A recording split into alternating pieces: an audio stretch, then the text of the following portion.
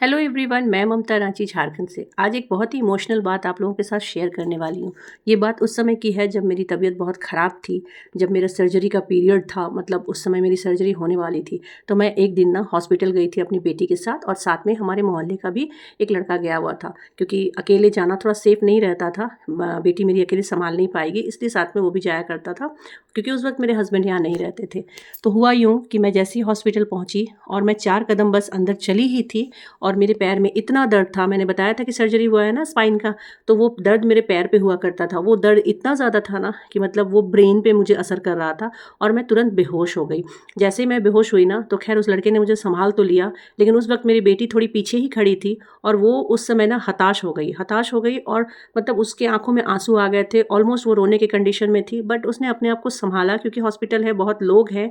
लेकिन उस दिन उसने एक चीज़ रियलाइज़ किया, और बाद में मुझे उसने बताया, बोला कि मम्मा पता है, जब तुम गिर गई थी और ऐसा कंडीशन तुम्हारा था ना, तो उस वक्त मुझे फ़ील हुआ कि हाँ, काश मेरा भी कोई भाई होता।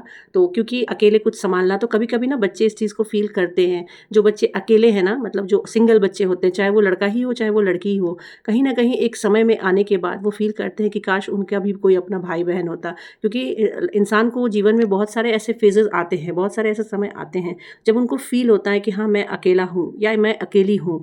किसी एक मोड़ पे, उस जगह पे उनको फ़ील होता है कि हाँ, हमारे भाई-बहन का होना कितना इम्पोर्टेंट है।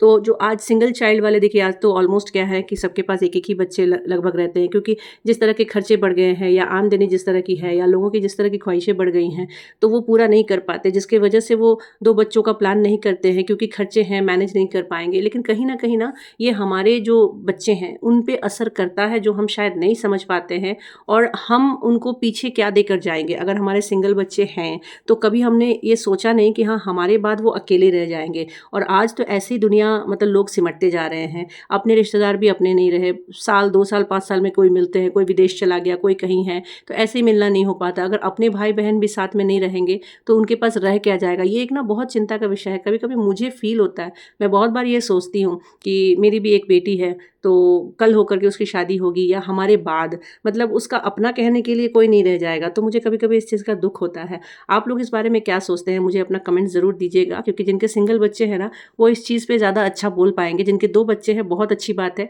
आप लोगों ने बहुत अच्छा किया, आप लोग खुशनसीब हैं, और अपने बच्चों को कम से कम एक भाई-बहन आप पीछे साथ में देकर जाएँगे। लेकिन जो सिंगल जिनके हैं बच्चे, वो लोग मुझे कमेंट करके ज़रूर बताइएगा। मैं आपका कमेंट का वेट करूँगी।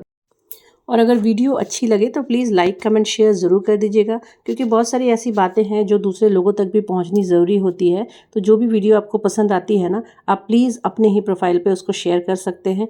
मुझे कभी किसी से स्टार की उम्मीद नहीं रही है, बस आप सपोर्ट कीजिए मुझे लाइक, कमेंट, शेयर करके।